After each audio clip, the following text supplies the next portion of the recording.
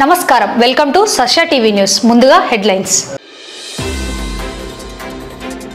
ఈ నెల 14వ తేదీ నుండి 3 రోజులు అన్సెట్ డైమండ్ జ్యువెలర్స్ మరియు కిస్నా డైమండ్ సంయుక్త నిర్వహణలో మెగా స్వర్ణ వజ్రాభరణం ఎగ్జిబిషన్ మరియు అమ్మకాలు మహిళల ఆర్థిక స్వావలంబనకు ఎన్సీసీ తోడ్పాటును అందిస్తుందని పేర్కొన్న commanding officer colonel Joby Philip వక్ఫ్ చట్టానికి సవరణ బిల్లుకు వ్యతిరేకంగా జమియత్ ఉలామా ఆధ్వర్యంలో క్యూఆర్ కోడ్ ద్వారా అభిప్రాయ సేకరణ వక్ఫ్ బిల్లు సవరణను వ్యతిరేకిస్తూ Nandyal Muslim joint action committee email campaign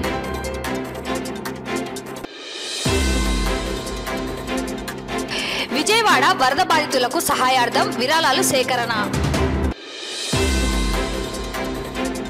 Sitaram Yechury మరణం మార్కిస్టు పార్టీకి తీరని లోటని పేర్కొన్న నంద్యాల జిల్లా సిపిఎం సమితి ప్రతినిధులు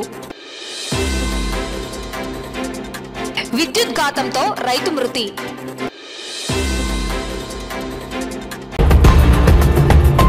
ఈ నెల 14, 15, 16వ తేదీలలో నంద్యాలలో అన్సెట్ డైమండ్స్ జ్యువెలర్స్ మరియు కిస్నా డైమండ్స్ సంయుక్త నిర్వహణలో పట్టణంలోని సౌజన్య కన్వెన్షన్ నందు మెగా స్వర్ణ వజ్రాభరణం ఎగ్జిబిషన్ మరియు అమ్మకాలను నిర్వహిస్తున్నట్లు అన్సర్ జ్యువెలర్స్ నిర్వాహకులు అన్సర్ అప్సర్ పేర్కొన్నారు. ఈ సందర్భంగా వారు మాట్లాడుతూ నమ్మకం నాణ్యతలే ప్రామాణికంగా రాయలసీమలో నంద్యాలలో ప్రజలచే విశేషంగా ఆదరించబడుతున్న అన్సర్ డైమండ్ జ్యువెలర్స్ మరియు కిస్నా డైమండ్స్ వారి సంయుక్త నిర్వహణలో సౌజన్య కన్వెన్షన్ నందు సెప్టెంబర్ 14, 15, 16వ తేదీలలో పట్టణంలో మెగా డైమండ్ జ్యువెలరీ ఎగ్జిబిషన్ మరియు సేల్స్ నిర్వహించడం జరుగుతుందని తెలిపారు. ఈ ఎగ్జిబిషన్ లో లేటెస్ట్ మోడల్స్ డైమండ్స్ ఆభరణాలు 20,000 నుండి 20 లక్షల వరకు అందుబాటులో ఉన్నాయని చెప్పారు. 20,000 రూపాయల ఆభరణం కొన్నవారికి ఒక ఓచర్ ఇవ్వడం జరుగుతుందని, దీనిని కిస్నా డైమండ్స్ ఆధ్వర్యంలో దీపావళి రోజు డ్రా చేసి గెలుపొందిన వారికి కారు బహుమతిగా అందిస్తారని పేర్కొన్నారు.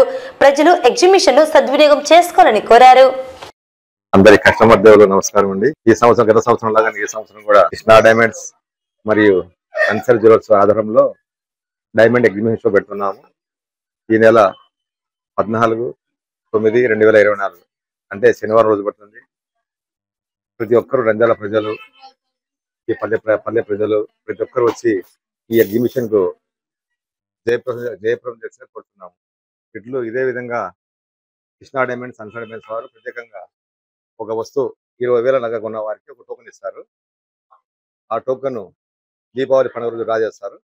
ఆ డ్రా లక్కీ డ్రా తగిన వారికి కార్ గిఫ్ట్ ఇచ్చింది కంపెనీ. ఈ అవకాశాన్ని ప్రతి ఒక్కరు వినియోగించుకుంటున్నాము. ఇంకా ఈ ఎగ్జిబిషన్ 5,000 కార్ నుండి 20 లక్షల వరకు నగ ఉంటుంది. పేదవాడు కూడా డైమండ్ కొనొచ్చు అనే సూత్రంతో కిస్నా డైమండ్స్ మరియు అన్సర్ డైమండ్స్ వారు ప్రత్యేకంగా జ్యువెలరీ తయారు చేశాము. ఈ జ్యువెలరీలో 5,000 కార్ నుండి 8,000 ఉంగరాలు, 2,000 ఉంగరాలు, 60,000 నక్లీసు ప్రత్యేకంగా మంచి డిజైనర్స్ తో చేపించాము. ప్రతి ఒక్కరూ ఈ అవకాశాన్ని వినియోగవలసిందిగా కోరుతున్నాము.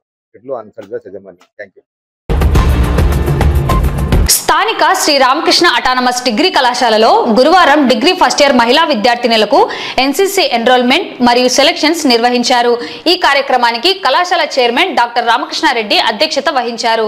9వ Andhra girls battalion Kurnool NCC commanding officer colonel Joby Philip మరియు మేజర్ శ్రీప్రియ అడ్మినిస్ట్రేటివ్ ఆఫీసర్ 9వ ఆంధ్ర గర్ల్స్ బెటాలియన్ ముఖ్య అతిథులుగా హాజరయ్యారు. కమాండింగ్ ఆఫీసర్ జోబీ ఫిలిప్ మాట్లాడుతూ మహిళా విద్యార్థినులు ఎన్సీసీలో చేరి నాయకత్వ లక్షణాలతో పాటు ఆర్థిక స్వావలంబన దిశగా ఎదగాలని కోరారు. దాదాపుగా 62 సీట్లు ఉన్నాయని వాటిని వినియోగించుకోవాలని తెలిపారు. ఎన్సీసీలో చేరడం వలన క్రమశిక్షణ, దేశభక్తి, ఆత్మవిశ్వాసము, నాయకత్వ లక్షణాలు, శారీరక దారుఢ్యం, ధైర్యం, సాహసం వంటి ఎన్నో లక్షణాలు అలవడతాయని, దీని వలన జీవితంలో ఎన్నో అద్భుతమైన విజయాలు, లక్ష్యాలు చేరుకోవడానికి దోహదం చేస్తాయని అన్నారు.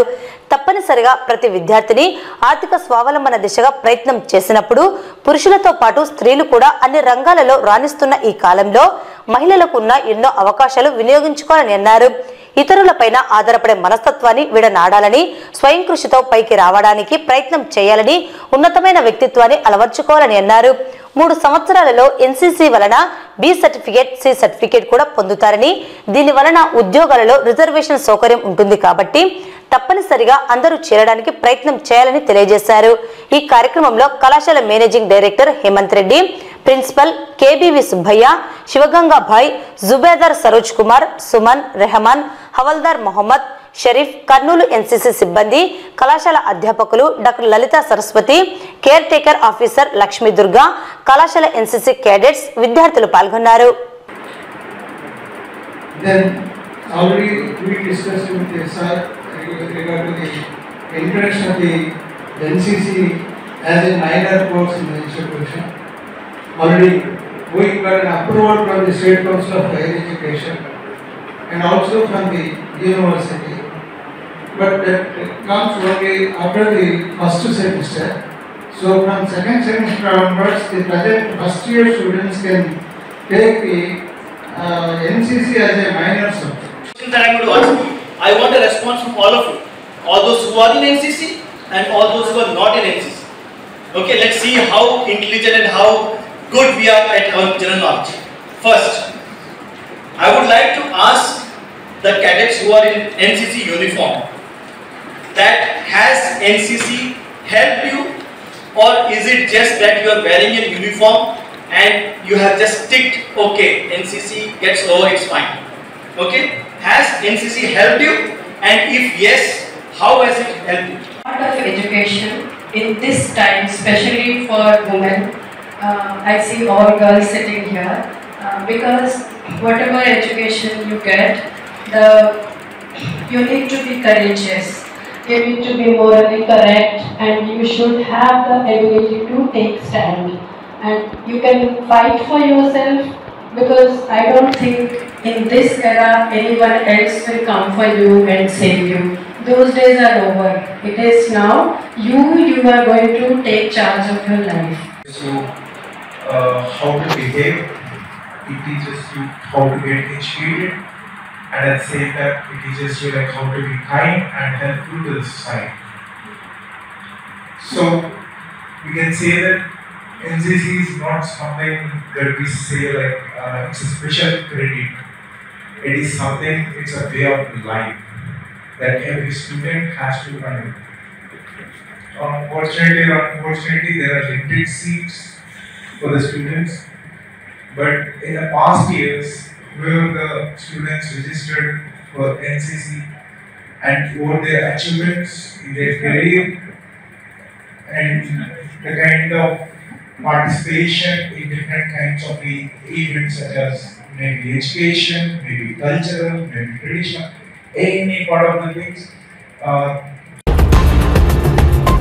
నంద్యాల పట్టణంలో గురువారం జమియత్ ఉలామా అధ్యక్షుడు మౌలానా ఖలీల్ అహ్మద్ ఆధ్వర్యంలో 1995 కేంద్ర వక్ఫ్ చట్టానికి సవరణలు చేస్తూ తీసుకున్న నిర్ణయాన్ని వ్యతిరేకిస్తూ మద్రాసాకు చెందిన బాలికలు గాంధీ చౌక్ మార్కెట్లో తిరిగి విషయాన్ని వివరిస్తూ ఈ బిల్లుకు వ్యతిరేకంగా ఈ బిల్లు రిజెక్ట్ చేయడానికి QR కోడ్ ద్వారా స్కాన్ చేసి ఈమెయిల్ చేయడం జరిగింది। మౌలానా ఖలీల్ అహ్మద్ మాట్లాడుతూ ఈ సవరణ బిల్లు మత స్వేచ్ఛకు భంగం కలిగిస్తుందని, వక్ఫ్ ఆస్తుల రక్షణకు భంగం కలిగిస్తుందని, వక్ఫ్ బోర్డు స్వయం ప్రతిపత్తిని నిర్వీర్యం చేస్తుంది।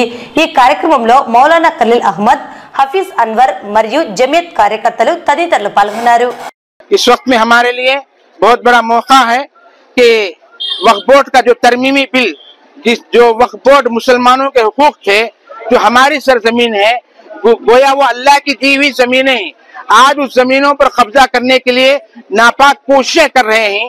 इसकी दिफा करने के लिए आज हमारे नंदियाल मार्केट में जमीयत उलमा की तरफ से हमारे जामियत सालिहात के तालिबात लड़कियां दुकान दुकान फिरकर इस बात को समझा रहे हैं कि एक दिन बाकी रह गया है, अपनी बिल की मंजूरी से पहले अपनी राय पेश करने का मौका दिया है। इस मौके गनीमत जानेंगे, वरना वक्त आएगा हमारी मस्जिदें नहीं रहेंगी, हमारे दरगाहें नहीं रहेंगी, हमारे मदरसे नहीं रहेंगे, हमारी वक्फ बोर्ड की जमीनों के ऊपर कब्जा कर लिया जाएगा। ये जुल्म बढ़ता जा रहा है। इस जुल्म को खत्म करने के लिए एक कोशिश चल रही है। तमाम हजरात इस बात को ध्यान में रख लें कि मौका है, ये मौका हाथ से चले गया, फिर हम कुछ भी करना चाहे नहीं कर सकते। अगर ये बिल मंजूर हो गया तो हमारे हाथों से हमारे मस्जिदें, हमारे जमीनें, हमारे दरसगाहें, हमारे मदरसे निकल जाएंगे। ఈ రోజు మన నంద్యాల కూరగాయల మార్కెట్ లో మదరసా అల్ బనాతు సాలిహాత్ తరపు నుంచి ప్రతి ఒక్కరికి అవగాహన తెలియజేయడం జరుగుతుంది. ఎందుకంటే మన భారతదేశంలో ఈ రాజ్యాంగం తరపు నుంచి ఎలక్షన్లు చేసి ఒక మంత్రిని ఎంచుకోవడం జరుగుతుంది. ఎందుకంటే ఆయన ప్రతి ఒక్క సుఖ సంతోషాలు కోరేవాడు, ప్రతి ఒక్కరికి ఆసరా కలిగించేలా చూసుకునే విధానాలతో మనము ఒక రాజ్యాంగం రాసుకోవడం జరిగింది. కానీ ఈరోజు నరేంద్ర మోడీ గారు వారి ప్రభుత్వము ఎలా పరిపాలన చేస్తుందంటే వాళ్లకు అభివృద్ధి చాతకాక ఈ దేవుని యొక్క స్థలము వక్ఫ్ అంటే అల్లాహకు ఇచ్చిన ఒక స్థలంని దోచుకోవడానికి ఎన్నో చట్టాలు తేవడం జరుగుతుంది. దానికి వ్యతిరేకంగా ఈరోజు ఈ యాప్ ద్వారా అక్కడ ఈ బిల్లుకు వ్యతిరేకంగా చెప్పడం జరుగుతుంది. కావున ప్రతి ఒక్కరు భారతీయులందరూ కూడా ఇలాంటి నల్ల చట్టాలకు వ్యతిరేకించాలని ఈరోజు మేము నంద్యాల తరపు నుంచి జమాతే ఉలమా తరపు నుంచి చెప్పడం జరుగుతుంది. అస్సలాము అలైకుం. నంద్యాల ముస్లిం జేఏసీ ఆధ్వర్యంలో గురువారం స్థానిక గాంధీ చౌక్ నందు వక్ఫ్ అమెండ్మెంట్ యాక్ట్ బిల్లుకు వ్యతిరేకంగా ఈమెయిల్ క్యాంపెయిన్ నిర్వహించడం జరిగింది.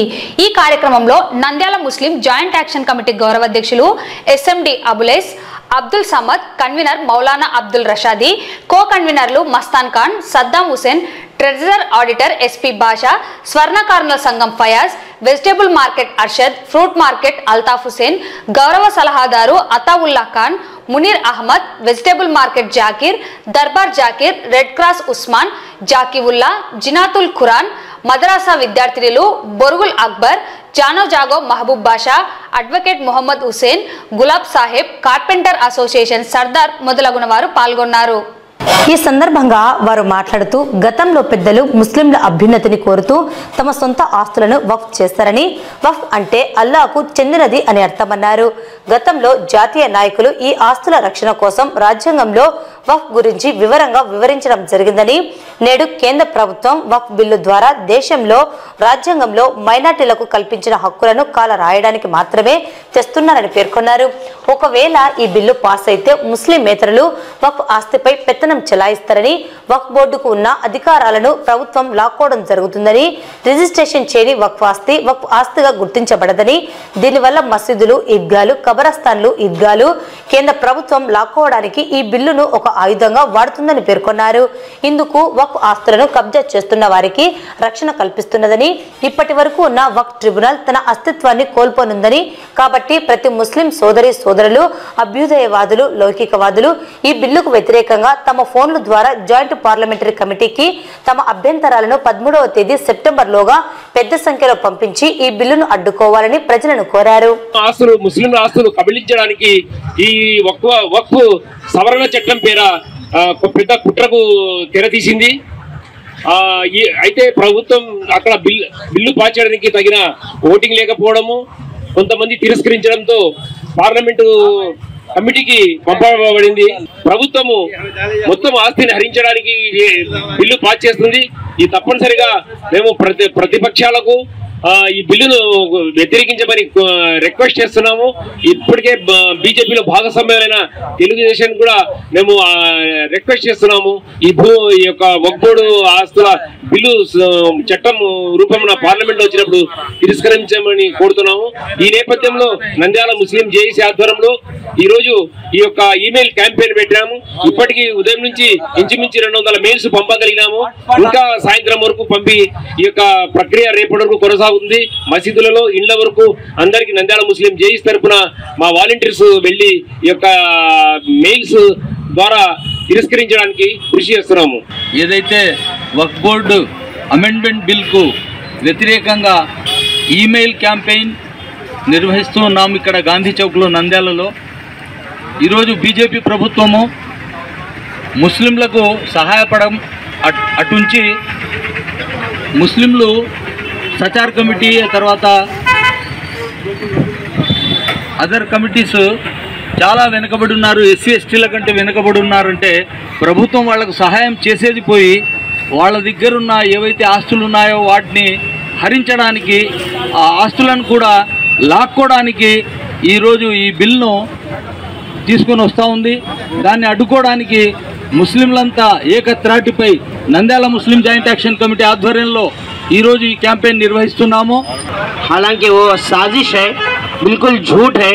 वो चाहते हैं कि मुसलमानों के पास से प्रॉपर्टीज कब्जा कर लिया जाए और जो फ़ायदा मुसलमानों को हो रहा है उससे भी ये मुसलमानों को रोक कर नुकसान पहुंचाना चाहते हैं।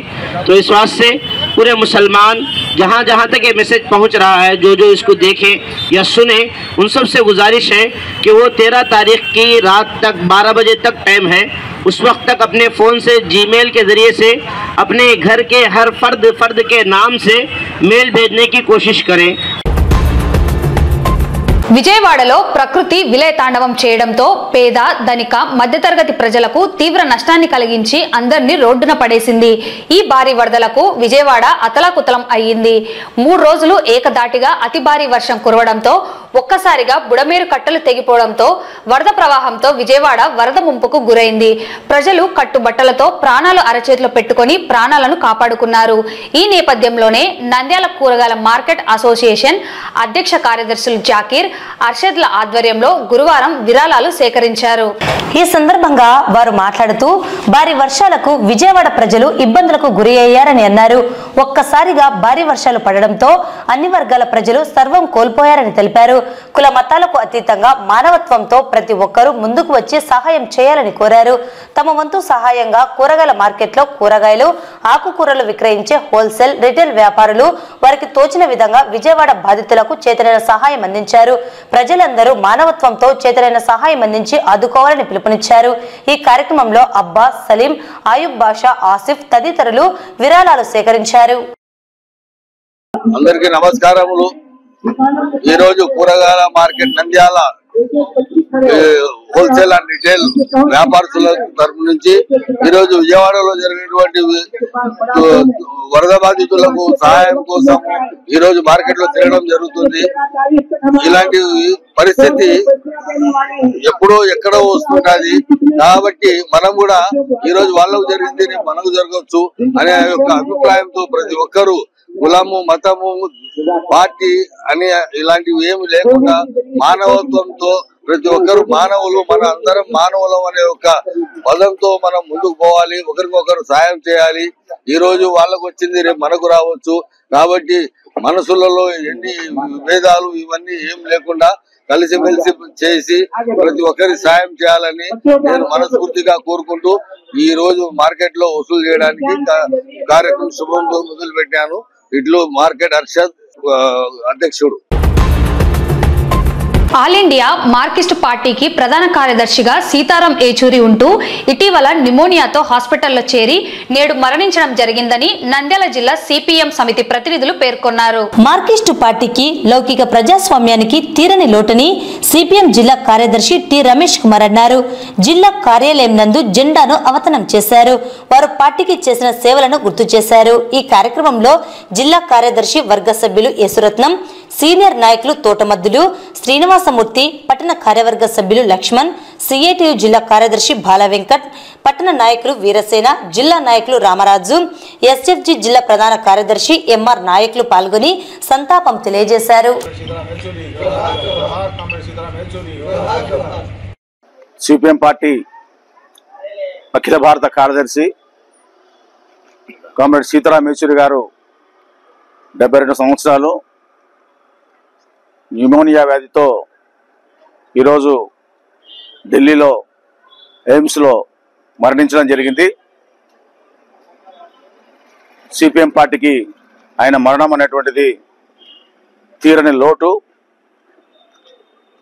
దాదాపుగా 9 సంవత్సరాలుగా సిపిఎం పార్టీ కార్యదర్శిగా ఉంటూ అంతకంటే ముందుగా రాజ్యసభ సభ్యునిగా ఉంటూ పార్లమెంట్లో అనేక విషయాలపైన అనర్గళంగా ఉపన్యసించేటువంటి వాడు. దేశవ్యాప్తంగా అనేక సమస్యలపైన లోతైన విశ్లేషణ చేస్తూ నిర్దిష్ట పరిస్థితుల్లో నిర్దిష్ట సమస్యల అధ్యయనం చేసేటువంటి పరిస్థితిలో ఆయన చెప్పేటువంటి వాడు. ప్రపంచ కమ్యూనిస్టు నాయకుల్లో ఆయన కూడా ఒక ముఖ్యుడు. సీతారాం యేచూరి గారు మన ఆంధ్ర వాస్తవ్యుడు. ఆయన విద్యార్థి ఉద్యమం నుంచి పనిచేశాడు. తెలుగు రాకపోయినా తెలుగు నేర్చుకుని అనర్గళంగా సమస్యల పట్ల చేసేవాడు. నేను రమేష్ కుమార్ మస్తానులు డివైఫై ఉన్నప్పుడు కూడా తరగతులు బోధించడానికి వచ్చేవాడు. బాధాకరం ఏమిటంటే భారతదేశ ఆర్థిక పరిస్థితుల్ని క్షుణ్ణంగా అధ్యయనం చేసి ఒక సమగ్రమైనటువంటి విధానాన్ని పార్లమెంట్లో అందించిన వ్యక్తి సీతారాం యేచూరి మేధావి. ఈరోజు మేధావులందరూ కూడా చాలా బాధ తప్త హృదయంతో ఉంటున్నారు. అదే కాదు, సీతారాం యేచూరి లేని లోటు అనేటువంటిది భారతదేశం యొక్క ప్రజాస్వామ్య మనుగడకు తీరని లోటు, లౌకిక వ్యవస్థకు తీరని లోటు, అట్లే మార్క్సిజానికి తీరని లోటు. ప్రపంచవ్యాప్తంగాను మన భారతదేశంలోనూ వామపక్ష ఐక్య ఉద్యమాన్ని నడపడంలోనూ ఈ రోజునటువంటి మతోన్మాద శక్తులకు వ్యతిరేకంగా కూడగొట్టడంలోనూ సీతారాం యేచూరిని మనం మర్చిపోలేము. సీతారాం యేచూరి గారు, బృందా కరత్ భర్త ప్రకాష్ కరత్, వీళ్ళు ఒకేసారి పార్టీ ఉన్నతమైన యొక్క స్థానాల్లోకి వెళ్ళారు. మొదటగా ప్రకాష్ కరత్ గారు ప్రధాన కార్యదర్శిగాను, ఆ తర్వాత ప్రధాన కార్యదర్శిగా అయినటువంటి సీతారాం యేచూరి గారు, సూర్య సింగ్ గారు, సీనియర్స్ మొత్తం అంటే సెంట్రల్ నుంచి విజయవాడకు ఒకసారి ఒక వారం రోజుల పాటు క్లాసులు జరిగాయి. ఆ క్లాసులలో నేను కూడా ఉన్నాను. అంటే మొత్తం సెంటర్ నుంచి వచ్చి ఈ యొక్క రాష్ట్రంలో ఉన్నటువంటి యువకులంటే మేమంతా ఒకే వయసే, స్థాయి పెద్దది తప్ప ఏది ఏమైనా సీతారాం యేచూరి గారు చాలా చక్కగా ఇంగ్లీష్ బాగా మాట్లాడతాడు. తెలుగులో కాస్త, ఎందుకంటే ఆయనది కాకినాడ అయినప్పటికీ చిన్నప్పటి నుంచి హైదరాబాద్ నుంచి ఢిల్లీలో చదువుకున్నాడు. మోహన్ కంద వాళ్ళ మేనమామ మన చంద్రబాబు నాయుడు ముఖ్యమంత్రిగా ఉన్నప్పుడు సిఎస్గా ఇక్కడ పనిచేశాడు. అంటే ఒక ఉన్నతమైనటువంటి కుటుంబం నుంచి వచ్చి మార్క్సిస్ట్ పార్టీలో చేరి చిన్న వయసులోనే ఎమర్జెన్సీకి వ్యతిరేకంగా ఆ విధంగా జైలుకి వెళ్ళడం ఇటువంటివన్నీ కూడా చూసినటువంటి వాడు. నంద్యాల మండలం చాపిరేవుల గ్రామానికి చెందిన సాడం బలరాముడు అనే రైతు ప్రమాదవశాత్తు విద్యుత్ ఘాతంతో మృతి చెందాడు. పొలంలో మోటార్ స్విచ్ ఆన్ చేయడానికి వెళ్లిన బలరాముడు ప్రమాదవశాత్తు విద్యుత్ షాక్ తగలడంతో అక్కడికక్కడే దుర్మరణం చెందాడు. మృతుని సోదరుడు మాట్లాడుతూ తన అన్న సాడం బలరాముడు పొలానికి సంబంధించిన మోటార్ రిపేర్ చేసేందుకు వెళ్లిన సందర్భంలో ప్రమాదవశాత్తు విద్యుత్ షాక్ తగలడంతో మృతి చెందాడని తెలిపారు.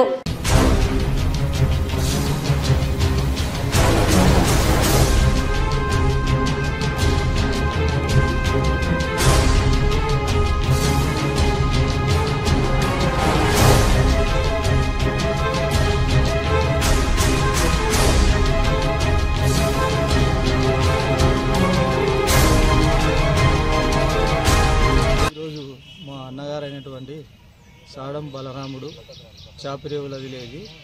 అయితే మా పొలం తొగచుడు పొలిమేరలో ఉన్నది. ఆ పొలంలో మోటారు ఇంతకుముందు గతంలో నీళ్ళు వచ్చినప్పుడు మోటారు తీసేసాము, కనెక్షన్ తీసినాము. మళ్ళీ ఇప్పుడు కనెక్షన్ తగిలిస్తూ ఉంటే ప్రమాదశాత్తు షాక్ తగిలి మరణించడం జరిగినది. అక్కడ ఎవరు లేను, ఒక లేట్ అయ్యే లోపల వచ్చి ఆ సిచ్యువేషన్ అలా అయిపోయింది, మరణించడం జరిగింది. వార్తలు ముగించే ముందు ముఖ్యాంశాలు మరోసారి. ఈ నెల 14వ తేదీ నుండి 3 రోజులు అన్సెట్ డైమండ్ జ్యువెలర్స్ మరియు కిస్నా డైమండ్ సంయుక్త నిర్వహణలో మెగా స్వర్ణ వజ్రాభరణం ఎగ్జిబిషన్ మరియు అమ్మకాలు.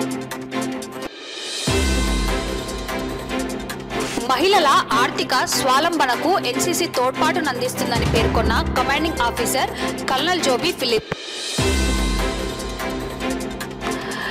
వక్ఫ్ చట్టానికి సవరణ బిల్లుకు వ్యతిరేకంగా జమియత్ ఉలామా ఆధ్వర్యంలో క్యూఆర్ కోడ్ ద్వారా అభిప్రాయ సేకరణ.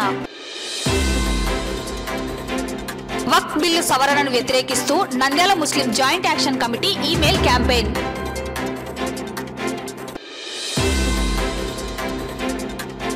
విజయవాడ వరద బాధితులకు సహాయార్థం విరాళాలు సేకరణ. సీతారాం యేచూరి మరణం మార్కిస్టు పార్టీకి తీరని లోటని పేర్కొన్న నంద్యాల జిల్లా సిపిఎం సమితి ప్రతినిధులు. విద్యుత్ ఘాతంతో రైతు మృతి.